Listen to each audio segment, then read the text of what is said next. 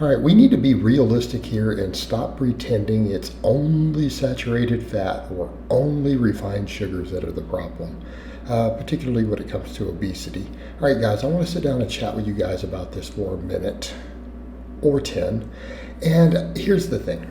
You see groups of people in both ends, and they'll argue ad nauseum, and you'll even see memes and silly stuff. Stop blaming state for what sugar did. Okay, this is all nonsense.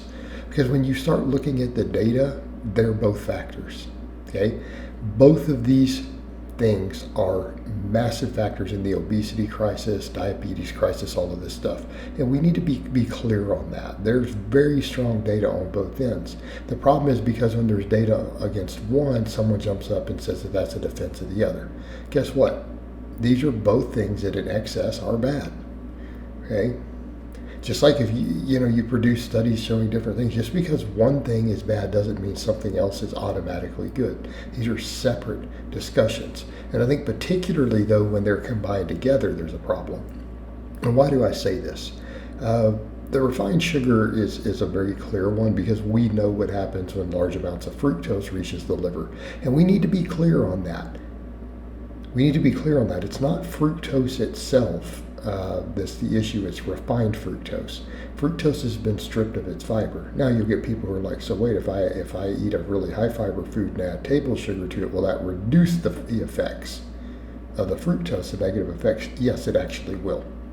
And I'm not saying it's a good thing. I'm not saying we should be eating refined sugars. I'm not even a fan of saying, well, let's just eat them in moderation and they're okay. They're okay for cheat days. Right? Moderation to me on something like that doesn't mean you work a little bit in every day. It's once every week or two. Right? You have a cheat day or a big cheat meal. If you want pie or ice cream or whatever with it, okay, fine.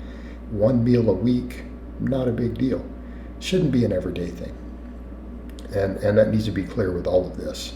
So when we're talking about that, it's the effect it has on the liver.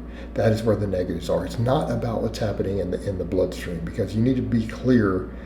Normal humans don't have high insulin levels. Okay, so just because you're eating some refined sugars, if you're healthy already, you haven't created an existing problem, it's not going to hurt you in the short term.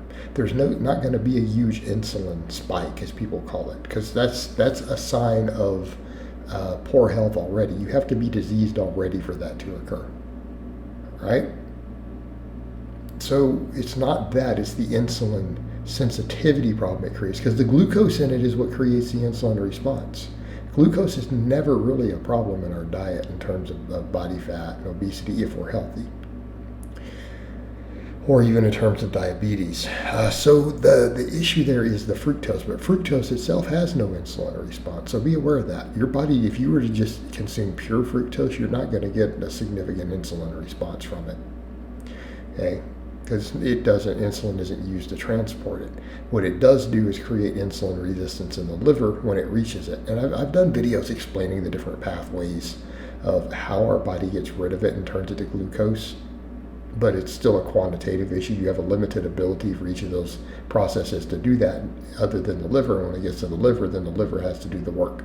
And if the liver has to do a whole lot of it, creates fatty liver, creates insulin resistance, creates some real problems for metabolic syndrome. That's our concern with it. And we need to be clear that is the concern. It is what is happening in the liver.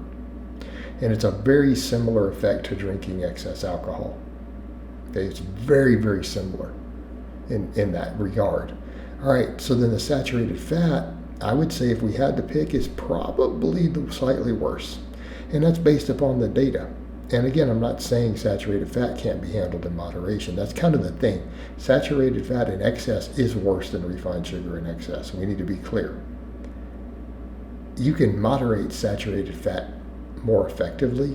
And so the thing with saturated fat is on a calorie for calorie basis, it has a more profound negative effect on the liver. All right? Everyone understand this? It creates fatty liver at a higher rate, calorie per calorie, than fructose does in the lab.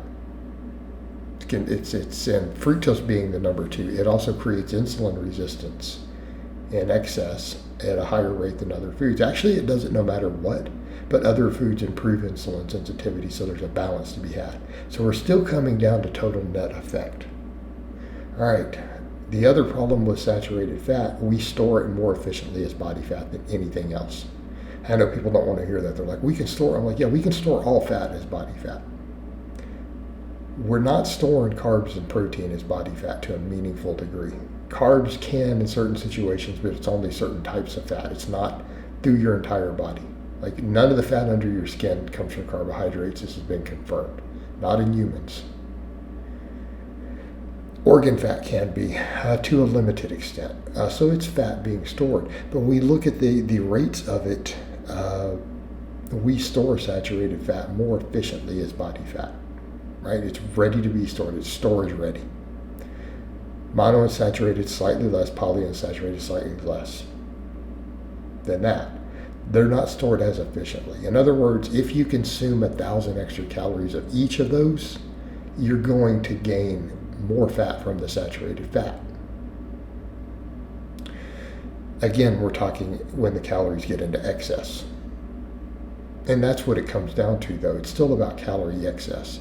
So it's still an issue of hyperpalatable, calorie-dense foods, but when we really look at the whole collective, that's ultimately coming from saturated fats, although it's also coming from vegetable oils because of the sheer calories we're adding. So if you combine a bunch of, vegetable oils that are even technically healthier fats, but they're refined, and you're throwing a bunch of sugar at it, it's just easy to get a massive calorie excess.